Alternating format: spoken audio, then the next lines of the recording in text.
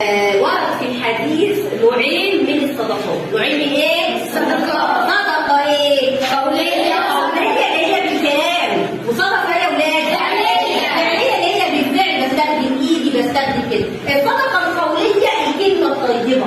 كلمه ايه؟ طيبه. والعدل بين الاثنين، يجي لي اثنين في منهم مشاكل، او انا اقول لا انت اللي غلطان، لا انت الصالح، ولا كذا، بعملها ببقي برضه. صدقه بعملها ببقي بفمي، يبقى دي صدقه قوليه. الصدقه الفعليه اللي بعملها بايدي كده، تكون في الاذى، انا ماشيه لقيت اذى في الارض فعوضت اشيله، يبقى دي صدقه فعليه، فعل بعملها بالفعل.